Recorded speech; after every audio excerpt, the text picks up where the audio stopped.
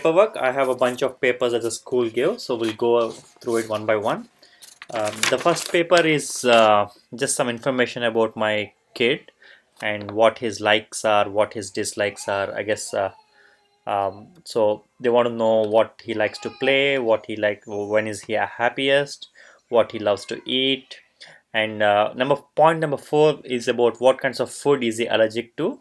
So for example, in US a lot of people have allergy to peanuts, while in India I haven't seen too many people having it, and they are very very sensitive to this. So they want to find out upfront what kind of allergies some kids have. Then they want to find out what his favorite toy is, what kinds of stuff he's afraid of. For example, my son does not want to listen to any stories that have any kind of fighting. So he does not like want to listen to Mahabharatam, for example. Then so number 7 is about what he would like to become when he grows up. And frankly, we never spoke to him about this, but for a lot of kids in here, it's they want to be a fireman because they are like teachers back in India. Firemen are highly respected because a lot of houses are made of wood, and so even a small fire can always burn it. So firemen are very well respected because they come and save your house, and also because fire trucks are red in color, they make a lot of noise and kids really like it. And point number 8 is what the teacher wants to know what kinds of stuff that gets the child angry or frustrated. And then they want to find out how many brothers and sisters he has, how many, what names they have, and what is the child's favorite family activity. And they want to find out from parents what our expectations are from the child this year. Frankly, this is all new to me, so I haven't thought about a lot of these things, but we'll see how it goes. Then next one is something about emergency medical treatment. So this is kind of signing a waiver saying if there ever is a problem for the son and they have to call 911, which is the emergency service. I think it's 108 service in Hyderabad. They want to take our permission upfront so that they can take him to the doctor. For example, let's say he was eating something in the school and he chokes on it. So they'll call 911 immediately. 911 will take him to school and to the hospital, and hopefully the hospital does some treatment there. And by the time we as parents come to know of it and find out about it and then give the permission, things may be out of hand. So they want to get your permission upfront. So this is the child's name, father's name and mother's name. So here everything is father and mother's name. They also want to know what is the usual doctor that the child visits, so that if there's a problem they can contact the doctor immediately instead of having to contact the parents first. There's a phone number, any specific instructions. This is a waiver saying authorization for emergency medical treatment, signature of parent guardian, date, parent guardian. So it basically says, as a custodian of this minor, I give right to the teachers and the school to take him to a hospital if required and give him the required medical treatment. The back side is about our address and the school photos and address. So here everything is, they take both the mother's name and the father's name, which is I think good. They also ask what are the languages spoken at school. And in my son's school, I think there are people who speak English, Spanish, Chinese, of course, a lot of Indian languages, then Korean. There are people who probably speak some African and European languages. I don't know yet, but I'm pretty sure there are some people who look like European, so they speak some of those languages also. Um, so yeah, that's about this paper, emergency information. Then this is a letter from donation drive. So here they expect parents to participate in some kind of fundraising for the children for the school. And the part of the way it's done is there's a parents and teachers association. And looks like for this year they have all resolved to contribute to about $20,000. Here is the number. So for this first 6 months they want to raise $20,000. So for that they do a carnival, less in India we call it an exhibition, so some kind of exhibition within the school. They bring some games and prizes for everybody, and there's a silent auction where the teachers request what kind of materials they want for the class, and parents say, okay, I'll pay $10, I'll pay $20, or some parents says I'll pay $100 for it, and things like that. We'll come to know of it as we go along. So this is for about the fundraising donation. I think since these are government schools, there's always a factor of less money, so they kind of want to raise the money through these activities. This thing is the kid has a lunch plan in the afternoons, in the sense that there is a cafeteria. Either we send lunch to him in the afternoons, or he can buy it in the school. It costs about $3, I think, per day, and this is the menu. I don't think it's very clear, but I will put it up some other day. So standard stuff, mostly burger or some kind of pasta or stuff like that.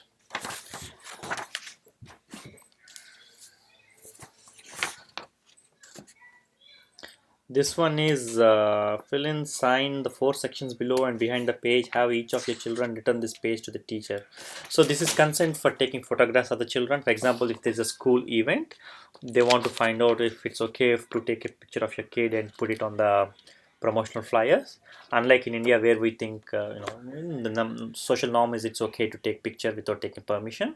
That's not the case here. These are, especially when it comes to children, various kinds of permissions that have to be taken, and there's kind of various privacy implications. So part of it is that the school wants to uh, take wants to save itself from any kind of lawsuits. So what they do is they ask for a parental authorization for taking kids pictures and share it on various social media forums. And I think various schools and people in India should also insist that. I think schools cannot just, like, for example, Narayana cannot just use any random kid's picture. They should take parents' permission. So we'll discuss this as we go in more.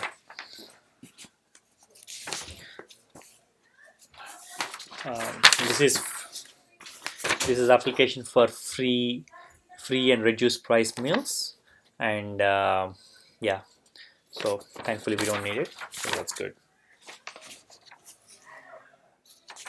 This is again a photo consent form. This is the previous form was just information. This is the main form that needs to be signed.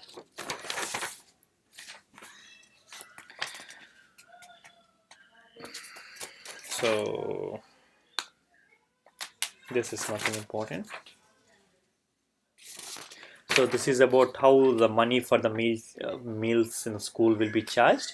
I think each student, they will maintain an account, and then every time the kid goes and eats there, he'll be charged $3. And I believe at the end of the month you'll get a bill to the home. Or I think there's a website here. You go to the website and then you pay through the website, and you pay with a credit card or something, and then he'll be allowed to eat for the next time.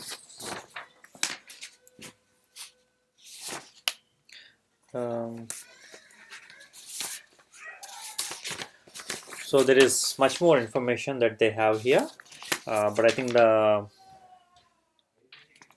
two other things that are important are there's an emergency, who can pick up the child from school. So suppose if I or my wife cannot come and pick up the child from the school, so who are the ones that are allowed to pick up? So it could be your neighbor, or it could be some classmate's father or somebody that they're allowed to pick up.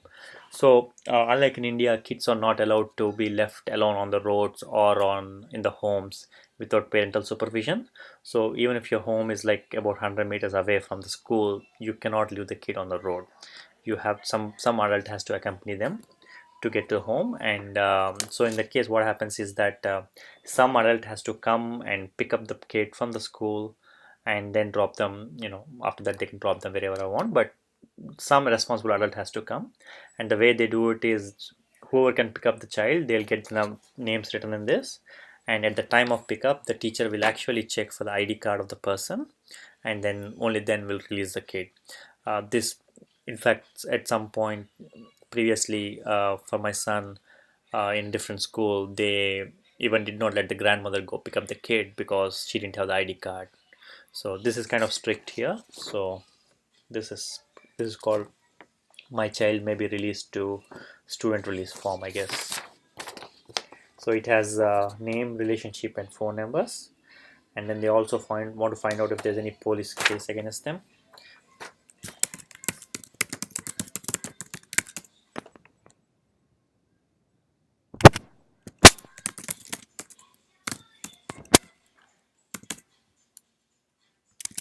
All right, that's about it. um, then this is some instructions wherever you go to US, about parking and how to pick up the kid and stuff like that. uh, oh, actually this is not, so I think I'm a little confused. Yeah, so this is about the teachers. So each class has a teacher. For the kindergarten, she teaches them for 5 hours. Only one teacher, and so this is some personal letter that she sent us, and in that she tells us that she has a kid who is starting fifth grade in nearby school, and also a daughter who is starting second grade in the same school, and she wants us to know, what kind of homework she will give. And she says homework is have your child get lots of rest, eat a good breakfast, and go to bed early. And then so essentially no homework right now, and I think for a few years he will not have homework. I don't know, we'll have to see how it goes. And this teacher has been teaching here for 21 years, so that's a good thing. She's well experienced in the school. Then obviously there are parking instructions for the school, and so we're supposed to be in line number 13 every day. Stand in line number 13 before by 8:30. And then unlike back in India, I don't know how it is done nowadays, but when I was in school, we used to have an assembly. We used to sing Vande Mataram. We used to sing Janagamana at the end. In the middle, there used to be reading of news, and there used to be um, something from Bhagavad Gita, something from Bible, and something from Quran. I don't remember exactly. So it looks like these guys don't have that, but they go into the class by 8:30. The teacher actually comes out, talks to each of them for 5 minutes, and then takes them all inside. And I think inside, I don't know yet what happens, but I think they sing the U.S. national anthem. Um, so that's about it for this week. We will learn again what they have to do next week. That's all for now. Thank you. I'll see you next week. Bye. Bye.